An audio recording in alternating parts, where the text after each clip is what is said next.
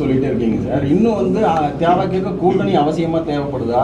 மாற்றுக் கட்சியினர் வந்தால் தான் வந்து தாவேக்க ஜெயிக்க முடியுங்கிற நிலைமையில் இருக்குங்களா சார்? பொதுவாக இங்கே இத்தனை சேனல் இருக்கிறது, ஒரு சேனல் மட்டும் இருந்தால் போதும் என்று நாம் நினைத்து விடக்கூடாது.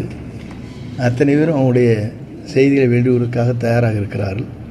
அப்படி வருகிற போது மக்களோடு சேர்ந்து கூட்டணிக்கு விருப்பம் தெரிவிக்கின்ற யாராக இருந்தாலும் தலைவர்கள் அதை முடிவு செய்வார்கள். சார், முன்னாள் எம்எல்ஏ பிரபாகரன் ஜாயின் பண்ணியிருக்காரு ஓபிஎஸ் இதில்.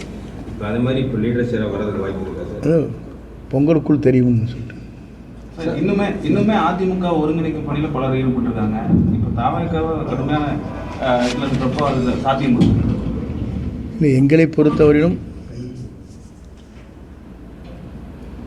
தலைவர் தான் தமிழ்நாட்டின் முதலமைச்சர் என்பதை ஏற்றுக்கொள்கின்ற யாராக இருந்தாலும், அதை 100 தடவை தெளிவாக சொல்லிட்டேன். முதலமைச்சராக ஏற்றுக்கொள்கிற கூட்டணி தான் நம்மோடு இணையும். அவர்களை வருகின்றவர்களை வாழ்த்தி வரவேற்போம். ஓபிஎஸ் டிடிவி இன்னும் வந்து அதிமுக ஒருங்கிணைப்போம் அப்படின்னு சொல்லிட்டு இருக்காங்க. பொறுத்திருந்து பாருங்கள், எப்படி இணையப் போகிறது, யாரோடு இணையப் போகிறார் என்பதை காலம் பதில் சொல்லும். சார், காங்கிரஸ் தாவேக்கா கூட்டணி வந்து பேச்சுவார்த்தை நடந்துட்டு இருக்குன்னு தொடர்ந்து வந்து சமூக வலைத்தளங்களில் கருத்து பரவிட்டே இருக்குங்க சார். காங்கிரஸுடன் தாவேக்கா வந்து பேச்சுவார்த்தை நடந்துருக்கிறது அதிகாரப்பூர்வமாக இது வரைக்கும் எந்த தகவலும் இல்லைங்க சார். அந்த மாதிரி ஏதாவது இருக்குங்க சார்?